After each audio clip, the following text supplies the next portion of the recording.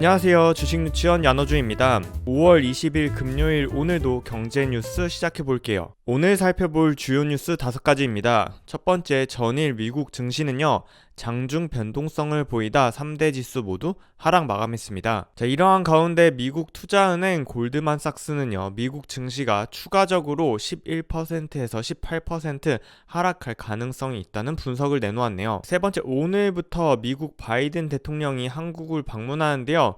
한국 방문 이후에 일본에 갔을 때 IPEF가 출범되는데 그 이후에 칩4 동맹으로 이어질 수 있다는 전망이 있습니다. 칩4 동맹이 무엇인지, 중국 반발은 어떨지 알아보고요. 네 번째, 미국 소비 한파에 한국 유통주가 신저가를 기록했다고 합니다. 왜 하락했는지 하락의 주된 이유 찾아보겠습니다. 마지막으로 5번째, 세계 최대의 팜유 수출국인 인도네시아가 팜유 수출을 재개했다고 하네요.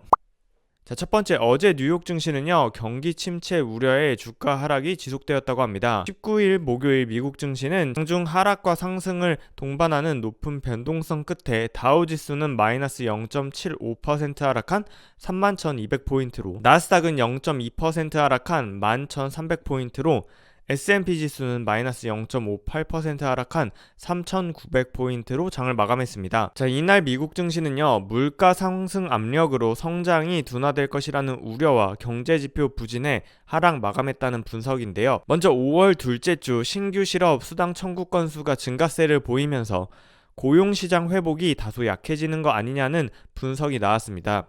또한 미국의 4월 기존주택 판매가 3개월 연속 감소했는데요. 4월 기존주택 판매는 전월 대비 2.4% 감소하며 시장 예상치를 하회했죠. 또한 이날 발표된 미국 기업들의 실적 부진도 이어졌는데요. 대형 미국 백화점 체인인 콜스가 예상보다 저조한 실적을 발표했고요. 네트워크 업체 시스코 시스템즈도 저조한 실적을 발표한 것이 주가 하락에 영향을 미쳤습니다.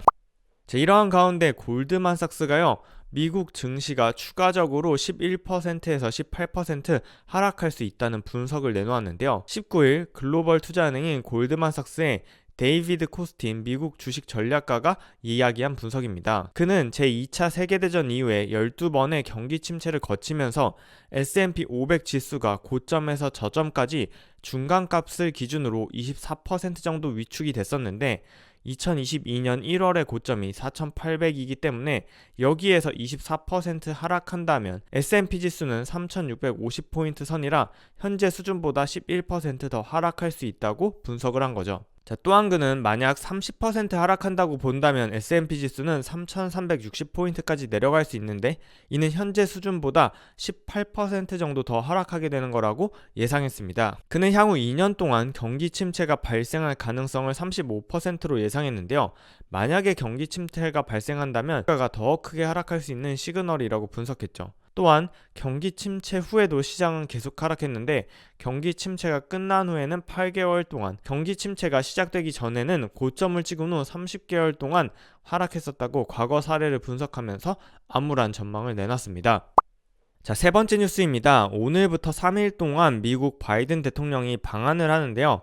미국 바이든 대통령 방한에 한국 윤석열 대통령은 IPEF 가입을 공식화했죠. 미국이 주도하는 IPEF의 핵심은 중국을 제외하고 한국, 일본, 호주 등 우방국과의 공급망 협력을 강화하는데요. 이러한 공급망 협력 강화에는 무게 중심이 반도체의 안정적인 공급망 구축에 쏠려 있다는 분석입니다. 특히 오는 24일 IPEF가 출범한 이후에는요, 바이든 행정부가 구상하고 있는 칩4 동맹 구축도 속도를 낼 거라는 전망이 나오는데요.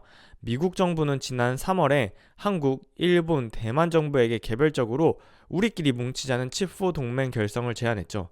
왜 중국만 뺐냐? 이 왜 그랬는지는 오른쪽 차트를 보면 바로 알 수 있습니다. 2020년 기준으로 국가별 반도체 생산 능력 점유율을 살펴보면요. 전 세계 1위에서 5위가 1위 대만, 2위 한국, 3위 일본, 4위 중국, 5위 미국인데요.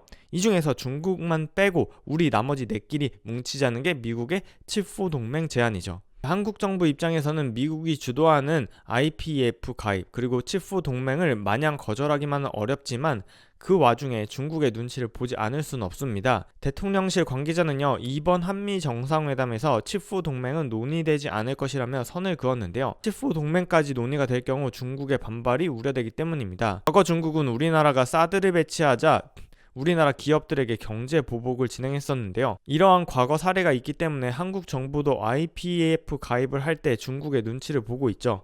다만 중국이 한국만 콕 집어 제재에 나서기는 힘들 것이라는 시각도 존재하는데요. 그 이유는 세계의 공장인 중국이 한국에 반도체가 없으면 제품 생산에 차질을 빚을 수 있는 데다 IPEF 가입국이 한국 외에도 많기 때문입니다. 현재 언론에서는 IPEF에 참가 확실시되는 나라로는 한국, 일본, 호주, 뉴질랜드, 싱가포르, 그리고 참가 가능성이 있는 나라로는 말레이시아, 인도네시아, 베트남, 필리핀, 태국 등을 들고 있습니다. 따라서 이렇게 최소 참가국이 5개에서 10개국 정도가 될 수 있는데 한국만 콕 집어서 제재하기는 힘들 거라는 분석이죠.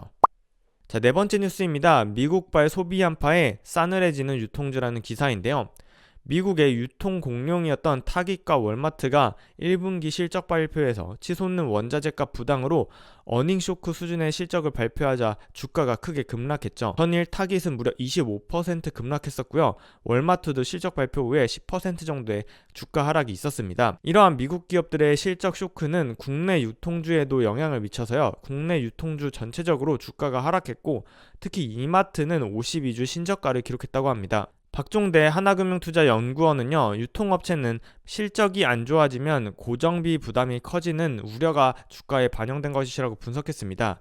즉, 유통업체들은 매출액이 조금만 감소해도 영업이익이 크게 감소할 수 있는 역영업 레버리지 효과가 발생하기 때문에 매출이 줄어들게 된다면 영업이익은 더 크게 줄어들 수 있다는 전망이 나오고 이러한 우려가 주가 하락을 불러일으켰다는 분석입니다.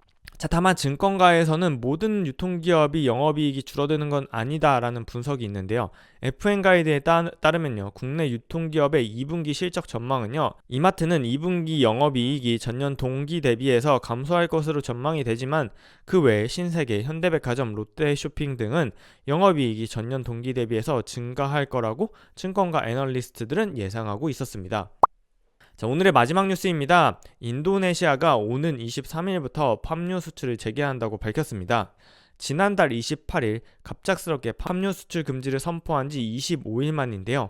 인도네시아가 세계 팜유의 55%에서 60%를 공급하고 있었기 때문에 파장이 매우 컸었죠. 그랬던 인도네시아가 이렇게 팜유 수출을 재개하는 건요, 수출길이 막히면서 소득이 줄어든 농민들의 시위가 이어지고 민심이 악화됐기 때문입니다. 또한 인도네시아 팜유 업체들의 저장 능력이 600만 톤 정도 되는데 이미 이달 초에 이러한 저장 능력의 꼭대기까지 찼다고 하네요.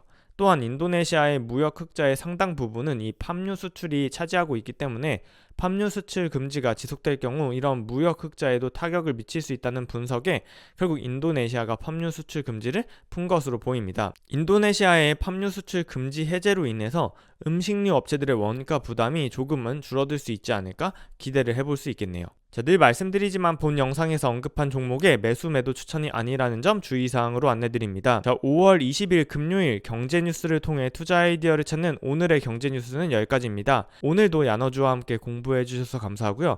저는 마감 시황으로 돌아올게요. 그럼 오후에 만나요. 안녕.